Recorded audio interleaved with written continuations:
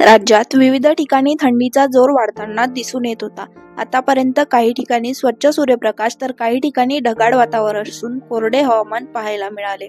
मात्र पुढील 2 दिवसात राज्यात तुरळक ठिकाणी विजांच्या कडकडाटासह आणि वादळी वाऱ्यासह हलक्या ते मध्यम पावसाची शक्यता हवामान विभागानं वर्तवली आहे. चला तर जाणून घेऊ पुढील 24 तासात राज्यात तापमान व हवामानाची स्थिती कशी राहील. मुंबई शहर आणि उपनगरात निरभ्र आकाश असणार आहे. 13 नोव्हेंबरला मुंबईतील कमाल तापमान 35°C तर किमान तापमान 24°C इतके असणार आहे. कोकण विभागातील सिंधुदुर्ग आणि रत्नागिरी येथे पुढील 2 दिवसात विजांच्या कडकडाटासह आणि सोसाट्याच्या वाऱ्यासह हलक्या ते मध्यम स्वरूपाच्या पावसाची शक्यता हवामान विभागानं वर्तवली आहे. पुण्यामध्ये 13 नोव्हेंबरला धुक्यासह ढगाळ आकाश राहील. पुण्यातील कमाल तापमान 30°C तर किमान तापमान 16°C इतके असणार आहे. 15 नोव्हेंबरला पुण्यात ढगाळ वातावरण राहून हलक्या पावसाची शक्यता हवामान विभागानं वर्तवली आहे. कोल्हापूर, सातारा, सांगली या जिल्ह्यांमध्ये विजांच्या कडकडाटासह आणि सोसाट्याच्या वाऱ्यासह हलक्या ते मध्यम स्वरूपाच्या पावसाची शक्यता हवामान विभागानं वर्तवली आहे.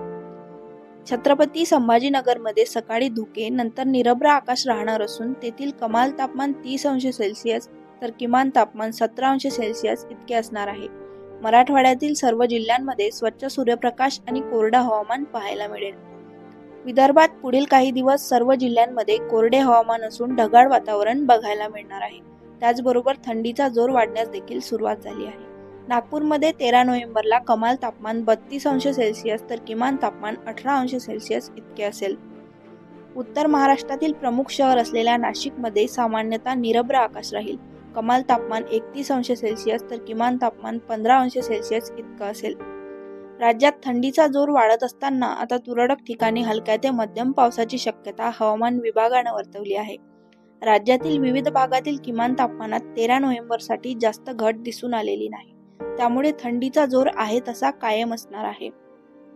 तर हा होता राज्यभरातील तापमान आणि हवामानाचा आढावा.